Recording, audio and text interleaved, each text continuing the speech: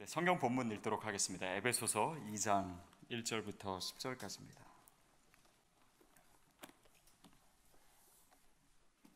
에베소서 2장 1절부터 10절까지 우리 한 절씩 교독하겠습니다. 시작. 또한 여러분의 허물과 죄로 죽은 사람들이었습니다. 그때 여러분은 이 세상 풍속을 따라 허물과 죄 가운데 살았고 공중의 권세 잡은 자, 곧 지금 불순종하는 아들들 가운데 활동하고 있는 영을 따라 살았습니다. 우리 계속 같이 읽겠습니다. 그때는 우리도 다 그들 가운데 속해 육체와 마음이 원하는 것을 행하며 육체의 욕망대로 살았습니다. 그래서 마찬가지로 태어날 때부터 진노의 자녀들이었습니다.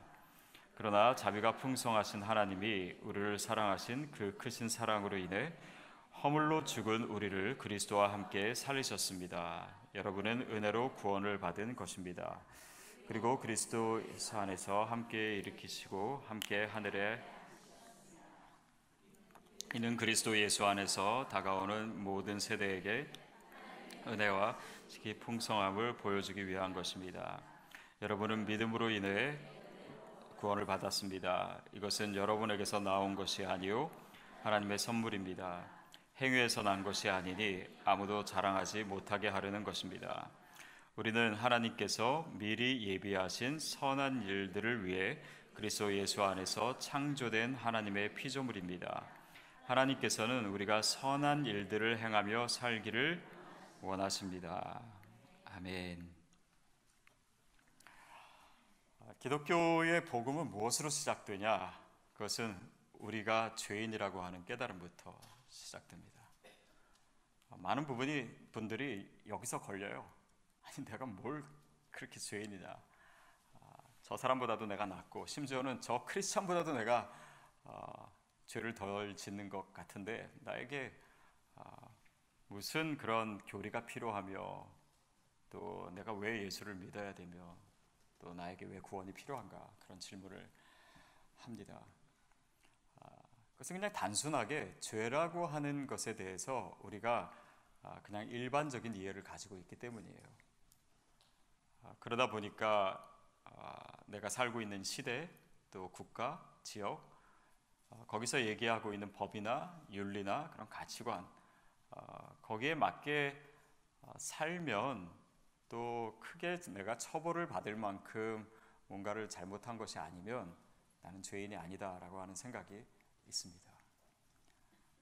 근데 그 죄라고 하는 개념 자체는 우리가 함부로 내릴 수 있는 정의를 내릴 수 있는 것이 아닙니다. 무엇이 죄고 무엇이 죄가 아닙니까? 어쩌면은 내 마음에는 악한 의도가 하나도 없는데 실수를 하든지 아니면 실수까지는 아니었는데 그 사람의 상황을 잘 모른 것 때문에 어떤 사람은 상처를 입을 수도 있습니다. 목회를 하다 보면 그런 일들도 가끔 있어요. 또한 내 마음에 악한 의도를 가졌는데도 불구하고 결과적으로는 별로 악하지 않아서 다른 사람들이 오히려 더 좋아하고 그것이 나쁜 것이 아니다라고 생각할 수 있습니다. 그냥 단지 결과적으로 드러난 것이 죄고 또 죄가 아닌 것인가, 아니면 내 마음의 동기가 선하면 선한 것이고 결과와 상관없이 또 그것이 악하면 결과와 상관없이 또 악한 것인가. 어떤 것은 이 시대 이 나라에서는 선한 것으로 여겨지는데 다른 나라 다른 시대에서는 또 그것이 악한 것이 될 수도 있고, 이것은 모든 것이 상대적입니다.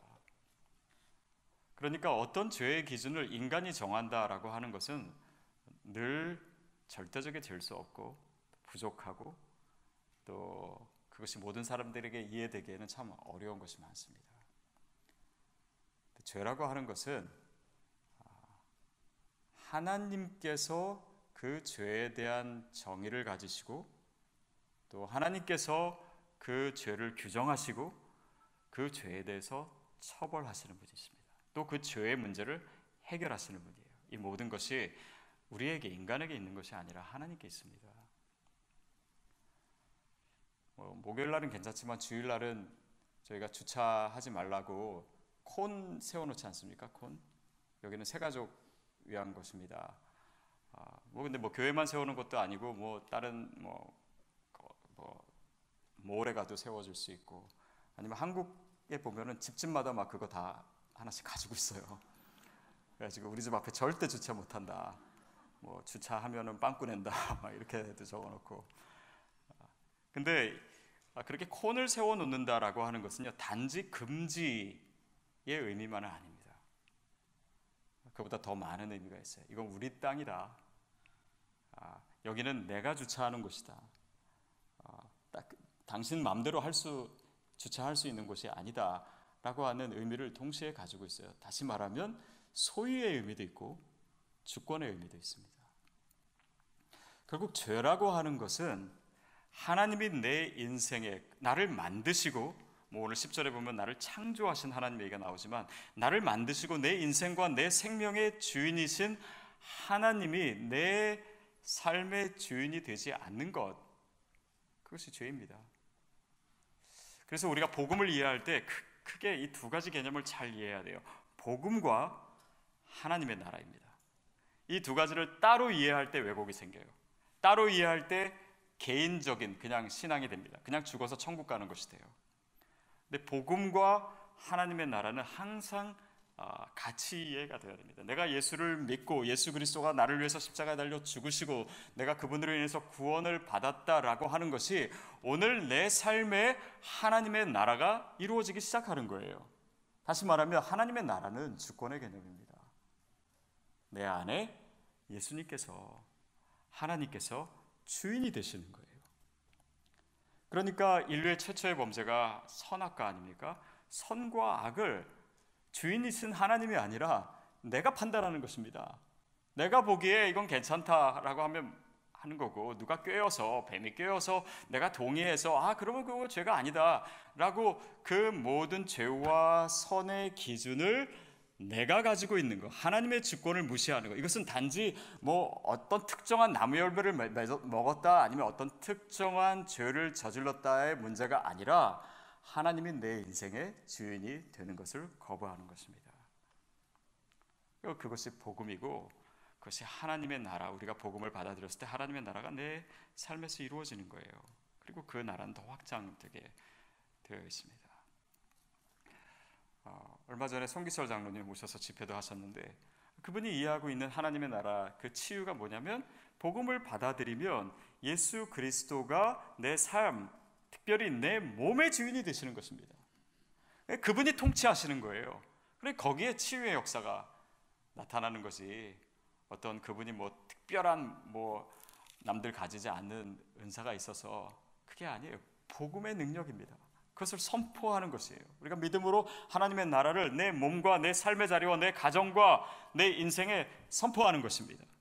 예수를 믿는다라고 하는 것은 오늘 세례를 받으신 두 분의 삶도 그렇고 또 우리 모두도 그렇고, 이제는 예수 그리스도가 내 삶의 주인이 되는 것입니다. 그분의 음성에 내가 귀 기울이는 거예요. 왜? 주인이니까. 또 귀 기울인다라고 하는 건 뭡니까? 단지 귀로 듣는 것이 아니라 그분이 말씀하시면 내가 순종하는 것입니다. 가라고 하면 가고, 멈추라고 하면 멈추고, 그것이 예수 믿는 자의 삶이고 우리에게는 너무나 당연한 거예요.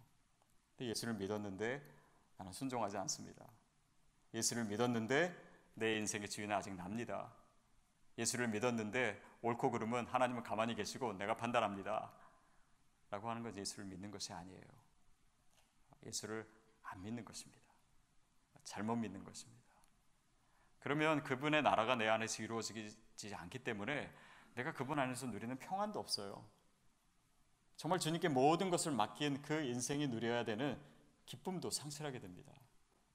주님을 전적으로 신뢰하는 삶이 얼마나 안전한 삶이고 얼마나 복되고 얼마나 풍성한 열매를 맺는지를 우리는 그냥 단지 내가 예수 믿었으니까 구원받고 천국 간다 라고 하는 의미 속에서 축소시켜서 우리가 마땅히 누려야 될 복 있는 자의 삶을 살지 못하게 되는 것입니다. 이것이 복음이에요. 저와 여러분이 그 복음을 가지고 있습니다. 아멘. 온두라스 가니까요, 말만 끝나면 사람들이 박수를 쳐요. 네. 박수를 치고 아멘을 하고 환호성을 지르고, 환호성은 안 지르시네요. 진짜 여기서 목회하고 싶다 그런 생각을 정말 많이 했습니다. 그러니까 반응하는 거예요. 반응하는 거. 말씀에 반응하는 것입니다.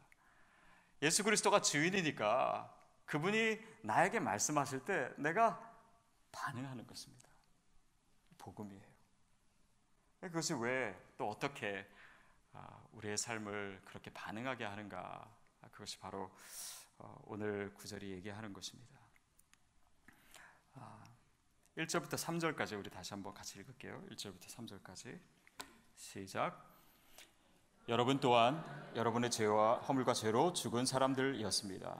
그때 여러분은 이 세상 풍속을 따라 허물과 죄 가운데 살았고 공중의 권세 잡은 자, 곧 지금 불순종하는 아들들 가운데 활동하고 있는 영을 따라 살았습니다.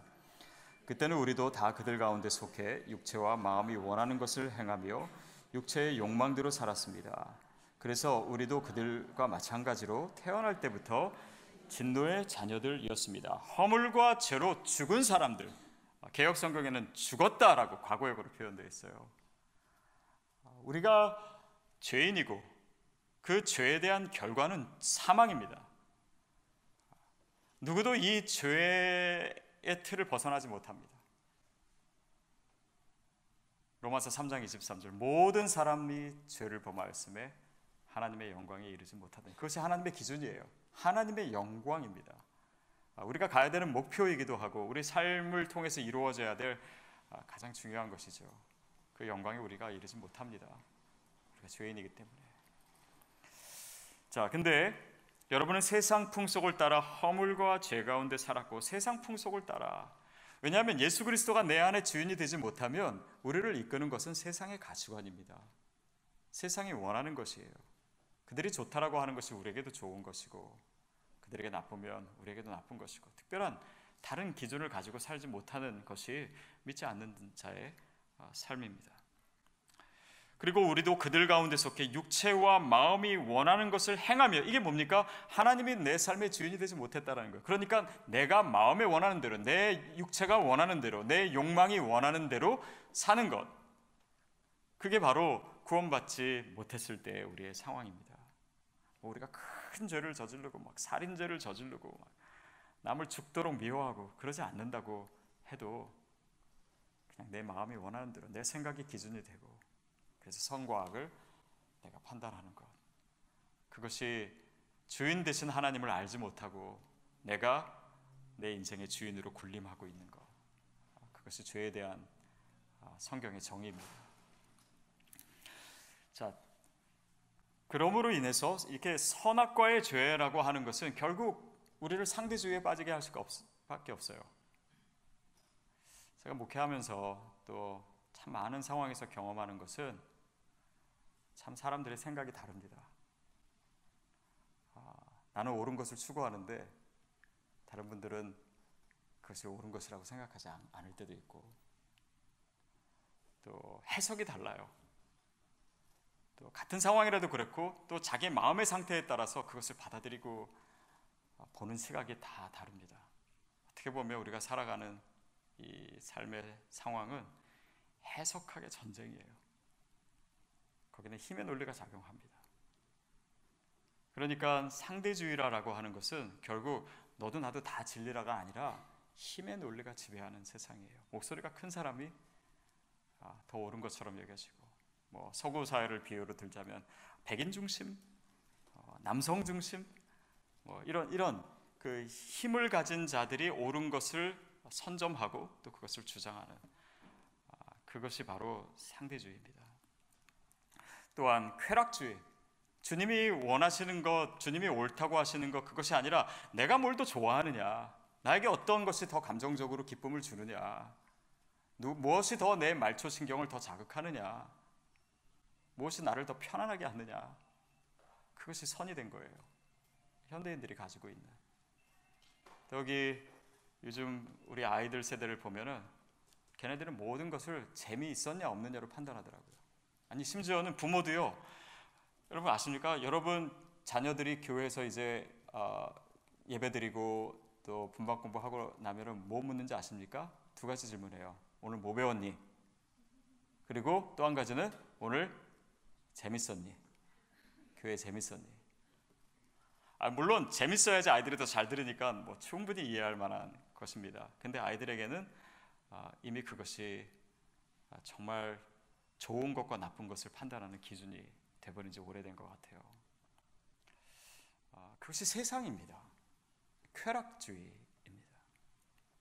진정한 기쁨을 잘 모르기 때문에 그런 눈에 보이는 또 단기적인, 말초적인 그런 기쁨을 따라가는 것이 쾌락주의입니다. 또 한 가지는 이 선악을 내가 판단한다라고 하는 것, 그것이 하나님께 주권이 있지 않다라고 하는 것은 우리로 하여금 소비주의에 빠지게 해요. 뭡니까? 내가 무엇을 갖느냐, 내가 무엇을 살 수 있느냐. 그러니까 신앙생활도 소비자적으로 합니다. 와서 여기가 나를 만족시켜 주느냐, 내가 주는 헌금만큼 내가 본전을 빼느냐. 물론 그러진 않죠, 여러분. 그렇지만 소비주의적인 태도로 팔짱 끼고 앞에서 하는 쇼를 보고, 그리고 그것이 마음에 들면 좋고 아니면 떠나고, 교회가 더 이상 그 이상의 의미가 없는 분들도 있습니다. 그런 모든 선과 악의 기준을 돈의 가치, 또 내 만족의 가치로 삼게 한다면 우리의 신앙도, 우리의 구원도, 우리가 가지고 있는 복음도 왜곡될 수 있는 거예요. 결국은 하나님의 나라, 내 안에 하나님의 나라, 그 하나님의 주권, 그것이 주님께 있는가 없는가를 물음으로써 이 복음의 이야기가 시작되는 것이죠. 4절부터 7절까지 읽겠습니다. 4절부터 7절까지 시작. 그러나 자비가 풍성하신 하나님이 우리를 사랑하신 그 크신 사랑으로 인해 허물로 죽은 우리를 그리스도와 함께 살리셨습니다. 여러분은 은혜로 구원을 받은 것입니다. 그리고 그리스도 예수 안에서 함께 일으키시고 함께 하늘에 앉히셨습니다. 이는 그리스도 예수 안에서 다가오는 모든 세대에게 하나님의 은혜가 지극히 풍성함을 보여주기 위한 것입니다. 자, 4절이 어떻게 시작되냐면 그러나 이렇게 시작합니다. 그러나. 그 위에 구절은 진노의 자녀들이다. 이게 3절의 마지막이었어요. 근데 복음의 얘기가 여기서 끝나지 않습니다. 당연히 그러나 반전이 시작되는 거예요. 어느 주석학자는 이 에베소서 2장 4절의 그러나가 성경에서 가장 위대한 그러나다, 이렇게 얘기합니다. 하나님 반전을 일으키시는 거예요. 그러니까 그러나라고 하는 것은 앞의 내용과 뒤의 내용이 어떻게 보면 잘 연결되지 않고 반전되는 것입니다. 예를 들면 권혁빈 목사는 멀리서 보면 잘생겼다, 화면으로 보면 괜찮다, 그러나 가까이서 보면, 실제로 보면 더 잘생겼다, 뭐 이런 반전이라든지 못생겼다라든지 반전입니다. 자, 근데 이게 뭡니까? 반전이라고 하는 것은요, 기대하지 못했던 반응입니다. 진노의 자녀인데, 하나님이 진노하셨으면 당연히 우리는 죽는 건데, 그러나 하나님이 하신 일들이 나와요. 자비가 풍성하신 하나님이 우리를 사랑하신 그 사랑으로 인해서 예수 그리스도를 우리에게 주셨다라는 거예요. 십자가를 우리에게 허락하셨다라고 하는 것입니다. 유진 피터슨이 이런 얘기합니다. 사도 바울의 언어는 흙과 백이다. 흙과 백이다. 죽음을 얘기하다가 부활을 얘기하는 거예요. 저주를 얘기하다가 축복을 얘기하는 거예요. 슬픔과 절망을 얘기하다가 기쁨과 승리를 얘기하는 것입니다. 근데 그 흙과 백을 연결한 것이 무엇이냐? 십자가라는 것입니다. 십자가예요. 여러분의 삶에 십자가가 있습니까? 그것은 흙과 백을 연결하는 것입니다. 우리가 죄로 인해서 죽을 수밖에 이미 죽었던 존재들입니다. 흙이에요. 그런데 우리를 살리셨습니다. 근데 그냥 죽었다가 살아난 게 아니라 그것을 연결하는 것이 뭐라고요? 십자가입니다. 그게 복음이에요. 그것이 그러나의 의미입니다. 우리는 절망 가운데 있고 죽어 마땅하고 영원한 형벌에 처해야 되는데, 그러나 하나님께서 예수 그리스도를 우리에게 보내주셔서 그 예수 그리스도가 십자가를 나를 위해서 지셨다. 그래서 그 흑의 역사가 백의 역사로 되는, 내 인생에 엄청난 반전이 이루어지는, 인류의 역사에 엄청난 반전이 나타나는 그런 일들이 일어났다라고 하는 것이죠.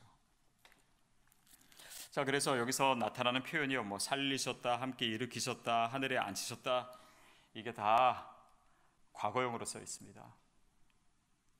변할 수 없는, 확증된, 이미 이루어진, 십자가에서 이미 주님께서 이루신 저와 여러분에게 주신 하나님의 축복입니다. 그것이 과거형으로 바뀔 수 없는 진리로 우리에게 다가온 줄로 믿습니다. 그래서 구원은 내가 그냥 단지 미래에 받는 것 아닙니다. 또 그렇다고 과거에 받고 끝난 것도 아니에요. 그 구원은 늘 현재적입니다. 과거적이고 미래적이고, 그래서 그 과거와 미래를 잇는 현재도, 사도 바울이 두려움과 떨림으로 너희 구원을 날마다 이루라고 했던 것처럼, 그것이 오늘 우리의 현재 구원의 기쁨과 구원의 능력과 구원의 그 하나님의 임재와 축복이 저와 여러분에게 있는 줄로 믿습니다. 아멘. 조금 낮았어요. 온두라스보다는 아직은 안 됩니다. 자, 근데 그 반전이 뭐냐? 그것을 사도 바울이 이렇게 표현합니다. 여러분은 은혜로 구원을 받은 것입니다. 내 십자가가 아니에요. 주님의 십자가입니다. 내 십자가는 뭐냐? 그 십자가의 상황에서 진짜 주님의 십자가를 만나는 것입니다. 그래서 고난이 중요한 것이지, 내가 고난을 받으면 무조건 뭐가 된다, 이건 아니에요. 근데 내 십자가의 삶에서 가장 불행한 것은 주님의 십자가를 못 만나는 것입니다. 주님을 만나지 못하고 주의 음성을 듣지 못하면, 제가 늘 얘기하지만 그건 생고생이에요. 아무리 고생해도 소용이 없어요. 더 강팍해지기만 해요. 그러나 거기서 그 고독과 절망과 억울함과 슬픔 속에서 주님을 만난 사람은 하나님의 은혜를 경험합니다. 내가 주님의 어떤 큰 사랑을 받은 자인지를 그때 깨닫게 돼요.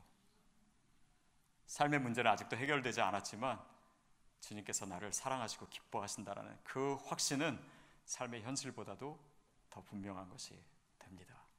그것이 예수 믿는 자의 삶인 줄로 믿습니다. 이 은혜란 게 뭔가요? 결국 내가 받아야 될 처벌을 주님께서 받으신 거예요. 예전에 영화 중에 그거 보신 적 있습니까? 마지막 황제? 마지막 황제? 그 되게 긴 영화 있잖아요. 저는 끝까지 보지는 못했습니다. 너무 길어가지고. 저는 영화를 거의 끝까지 못 봐요. 근데 거기 보면 마지막 황제, 그 어린아이가 잘못하면요, 종이 매를 맞습니다. 종이 매를 맞아요. 왕을 때릴 수는 없으니까. 근데 복음에서 얘기하는 은혜는요, 정반대입니다. 종이 뭘 잘못하면 왕이 매를 맞습니다. 왕이 십자가를 지신 거예요. 그게 반전이고 그것이 은혜입니다. 내가 죄인인데, 내가 죽어야 되는데 주님께서 나를 위해서 십자가에 달려 고통받고 죽으신 거예요. 그것은 세상이 이해할 수 있는 원리가 아닙니다. 하나님께서 우리를 위해서 그렇게 행하셨어요. 이것은 이해가 잘 되지 않는 것입니다. 그러나 나에게 그것이 믿어져요. 여러분, 믿어지십니까, 그것이? 저는 나중에 와서 생각해보면 내가 이걸 어떻게 믿게 됐지 싶더라고요. 아니, 2000년 전에 돌아가신 예수님이 나를 위해서 죽었다고? 내가 보지도 못한 분이 나를 위해서 죽었다고? 이게 엄청나게 믿기 힘든 건데 이걸 내가 믿고 있어요. 여러분, 이것은 내가 제 의지로 믿은 것이 아닙니다. 제 논리를 사용해서 믿은 것이 아니에요. 제 논리로는 그것을 받아들이지 못합니다. 근데 내가 그걸 믿고 있어요. 의심해도 그 믿음은 내 마음속에 항상 제자리에 와 있습니다. 이게 왠 줄 아십니까? 그게 선물이기 때문이에요. 내가 뭘 행해서가 아닙니다. 내가 노력해서가 아닙니다. 내가 의지를 가지고 뭔가를 노력해서 얻어낸 것이 아니에요. 주님이 나에게 주신 것입니다. 그것을 축복하는 것입니다. 세례는 공적으로 하나님이 저분에게도 선물을 주셨다는 것을 우리가 알고 우리가 그 선물로 인해서 같이 기뻐하고 축복하는 그 의식을 우리가 방금 한 것입니다. 8절 9절 말씀, 8절 9절 시작. 여러분은 믿음으로 인해 은혜로 구원받았습니다. 이것은 여러분에게서 나온 것이 아니라 하나님의 선물입니다. 행위에서 난 것이 아니니 아무도 자랑하지 못하게 하려는 것입니다. 믿음으로 인해 내가 믿음이란 걸 한번 이렇게 잘 믿었더니 하나님께서 은혜를 주셨다, 이런 의미가 아니에요. 믿음은 나의 업적이 아닙니다. 믿음이라고 하는 것은 그 선물을 그냥 받은 거예요. 받은 것입니다. 그것을 하나님께서 예쁘게 보신 거예요. 저는 미국 와서 한 가지 좋은 것 중에 하나가 5월 달에 선물할 것이 한국에 있을 때보다는 적어요. 5월 달 스승의 날 있고 어린이날 있고 어버이날 있고 막 지갑에 돈이 남아있을 수가 없는 날이 5월이잖아요. 선물을 줍니다. 선물을 줘요. 근데 선물을 받는 사람이 이거 왜 나한테 줘? 이렇게 좋은 걸, 이렇게 귀한 걸. 그래서 그걸 그냥 받아들지 않고 자기 지갑을 꺼내가지고 그거 얼마짜리야 그거, 이렇게 한다면 그래서 얼마나 설문 주는 사람의 기쁨과 사랑을 무시한 거가 되죠. 믿는다라고 하는 것은 뭔가 대단한 무엇을 우리가 한 것이 아니라 그냥 받은 것입니다. 이건 내가 얻을 수 없는 건데, 내가 받을 수 없는 건데, 난 죄인인데, 난 자격이 없는데 주님께서 나에게 이것을 주셨구나. 많은 경우에 우리가 이 감격으로 산다기보다는 반대로 살 때가 많습니다. 나는 하나님께 이것도 하고 저것도 했는데 왜 저 사람을 더 축복해 주시나? 왜 하나님은 에서는 성경에 보니까 뭐 크게 잘못한 것도 없는 사람인데 그 욕심 많고 잔머리 굴리는 야곱을 축복하시나? 왜 하나님은 그 뛰어난 음악성을 모차르트에게 주셨나? 그 망나니 모차르트에게, 살리에르에게 안 주시고, 거룩하고 뭔가 인격도 있는 것 같고, 다 우리 논리로는 이해가 되지 않는 거예요. 다윗과 사울도 그렇지 않습니까? 사울이 물론 잘못한 것도 있죠. 제사 잘못 드리고. 근데 사울은요, 다윗처럼 막 다른 여자를 취하거나 살인을 하거나 그러지는 않았습니다. 그런데 하나님은 다윗이 내 마음에 합한 자다, 사울을 버리시고 다윗을 택하세요. 왜 하나님이 저와 여러분을 택하셨을까요? 그게 이해가 안 돼야 됩니다. 그것이 은혜를 받는 자의 마음이에요. 왜 하나님은 나는 학교 다닐 때 공부도 잘했는데 내 친구는 공부도 못했는데 시집을 잘 가가지고 더 좋은 차 타나? 이거는 은혜의 삶이 아니에요. 얼굴도 내가 더 이쁜데. 우리는요, 이 나에게 주어진 구원으로 인해서도 이것만으로도 충분히 하나님을 기뻐할 수 있는 존재들입니다. 구원을 받은 자예요. 저와 여러분입니다. 성경에 이런 얘기는 너무 많아요. 솔로몬 보십시오. 솔로몬 불륜관계의 열매입니다. 그가 지혜가 많아가지고 하나님이 성전도 짓게 하시고, 아니에요. 지혜도 하나님께서 선물로 주신 것입니다. 저는 제일 성경에서 제가 은혜 되는 사람이 유다입니다. 유다. 야곱의 넷째 아들 유다. 그는 성경에 이런 부끄러운 얘기들, 며느리를 취해요. 며느리를. 물론 잘 모르고 취했지만, 그리고 동생 요셉 팔자고 한 사람도 유다고, 인격적으로 보나 행동으로 보나 하나도 내세울 것이 없는 12 아들 중에 첫째도 아니고 넷째인데, 근데 유다가 메시아의 조상이 돼요. 이 말이 안 되는 것입니다. 유다의 이름이 찬송입니다. 찬송은 그때 나오는 거예요. 우리가 은혜를 잊어버렸을 때는 찬송이 안 나옵니다. 그러나 하나님이 나에게 주신 은혜, 내가 감당할 수 없는 은혜를 안다면 오늘 힘든 상황에서도 노래할 수 있습니다. 여러분, 그 구원의 노래를 지금 이 상황에서 부를 수 있게 되기를 바랍니다. 여러분 중에 어려운 시간 보내고 있다면 바로 오늘이 찬송의 때입니다. 그 은혜를 다시 한번 되새겨 볼 때입니다. 그래서 그 어려운 상황, 기다림의 상황에서 찬송할 수 있다면 그 사람은 하나님의 사람 맞아요. 하나님의 사람이 맞다면 그 사람은 분명히 이 십자가를 넘어선 부활의 승리에 동참할 사람입니다. 오늘 내 찬송이 내 미래에 대한 하나의 중요한 증거예요. 찬송이 그래서 중요합니다.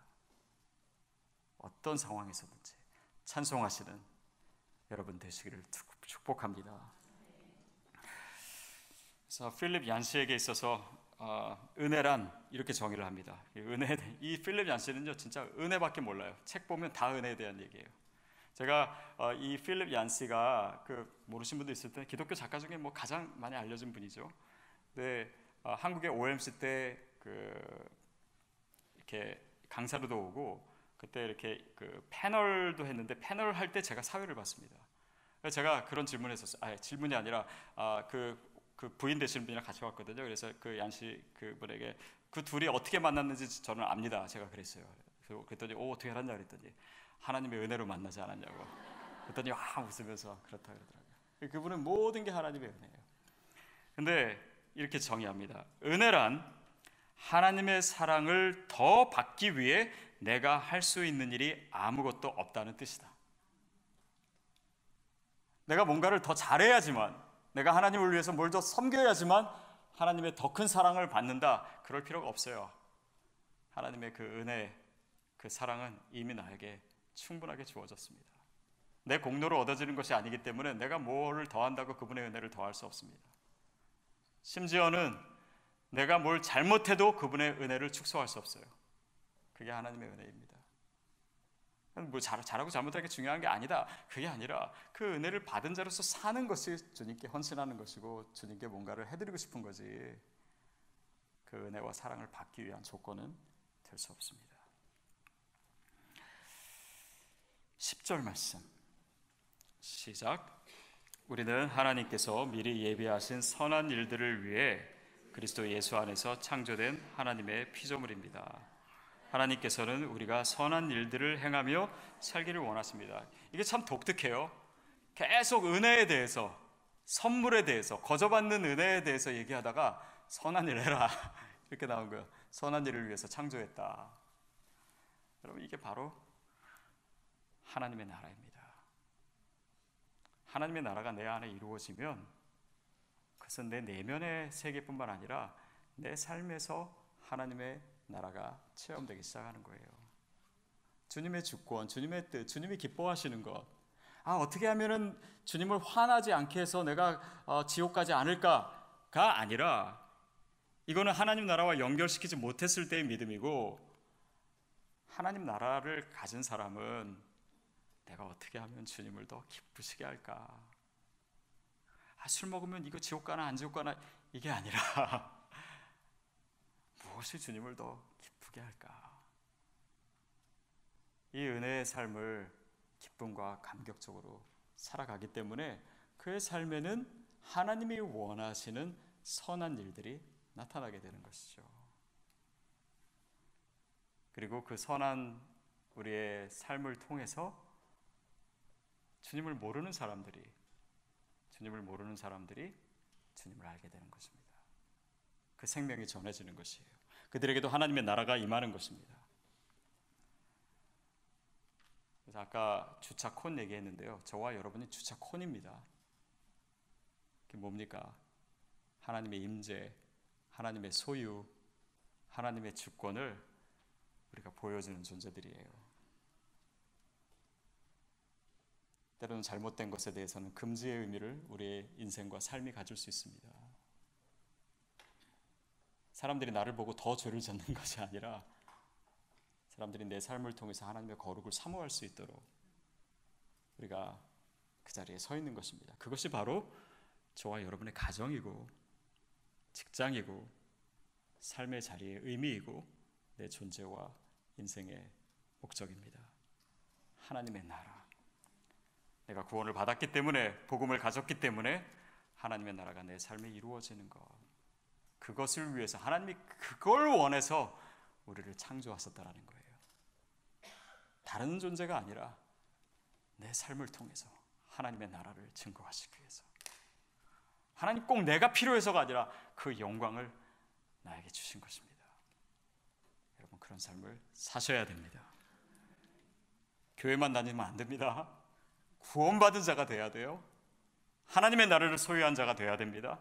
그것이 바로 구원받은 자요, 그것이 바로 크리스찬이요, 그것이 바로 하나님의 자녀입니다. 그런 아름다운 딸들로, 여기 아들들도 좀 계신데 아들로 사시기를 축복합니다. 같이 기도하겠습니다. 시간 같이 우리 기도하겠습니다. 나는 예수를 믿는 것 같은데 내 삶에 정말 하나님의 나라가 임했는지, 하나님의 주권이 임했는지, 정말 내가 주님의 소유인지, 내가 정말 복음을 가지고 있는 거 맞는지, 아직 그것이 확실하지 않다면 그 확신을 가질 수 있도록 기도하십시오. 그것은 이것입니다. 주님, 내 안에 오셔서 나의 주인이 되어 주옵소서. 주님의 주권, 주님의 기쁨, 주님이 원하시는 것이 내 삶의 가장 중요한 것입니다. 저는 그걸 위해서 살고 싶습니다. 그걸 위해서 살고 싶습니다. 이 복음을 드러내고 나타내고 이 복음을 전하는 것, 그것이 주님이 가장 기뻐하시는 것을 알기에 제가 제 삶을 주님께 그렇게 드리겠습니다. 그런 아름다운 고백을 우리가 기도로 드릴 수 있다면 여러분은 구원받은 자 맞습니다. 이 시간 성령님 우리 가운데 임하셔서 말씀해 주시고 그 말씀을 듣게 하시고 그 말씀에 순종케 하여 주옵소서. 우리 함께 통성으로 기도하겠습니다.